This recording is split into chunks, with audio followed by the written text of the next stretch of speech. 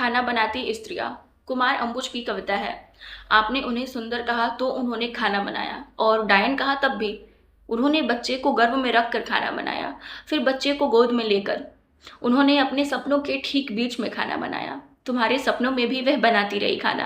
पहले तनवंगी थी तो खाना बनाया, फिर बेडौल होकर वे समुद्र से नहा कर लौटी तो खाना बनाया। सितारों को छूकर आई तब भी उन्होंने कई बार सिर्फ एक आलू एक प्याज से खाना बनाया, और कितनी ही बार सिर्फ अपने सब्र से। दुखती कमर में, चढ़ती बुखार में, बाहर की तूफान में, भीतर की बाढ़ में उन्होंने खाना बनाया। फिर वात्सल्य में भरकर उन्होंने उमग कर खाना बनाया। आपने उनसे आधी रात में खाना बनवाया, 20 आदमियों का खाना बनवाया, ज्ञात अज्ञात स्त्रियों का उदाहरण पेश करते हुए खाना बनवाया। कई बार आंखें दिखाकर, कई बार लात लगाकर, और फिर स्त्रियोचित ठहराकर आप चीखे, उफ इतना नमक, और भूल गए उन आंसुओं को जो जमीन पर गिरने से पहले ही गिरते रहे, दस्तरियों में, कटोरियों में।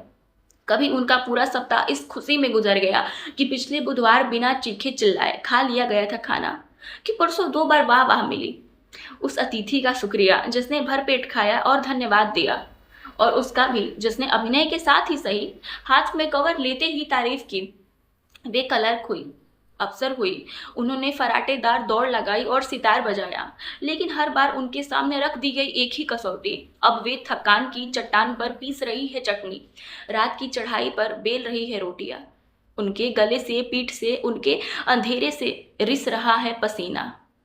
उन्हें सुबह की नींद में खाना बनाना पड़ा, फिर दोपहर की नींद में, फिर रात की नींद में, और फिर नींद की नींद में उन्होंने खाना बनाया।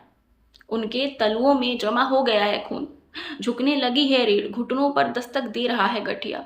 आपने शायद ध्यान नहीं दिया है, पिछले कई दिनों से उन्होंने बैठकर खाना बनाना शुरू कर दिया है। हालांकि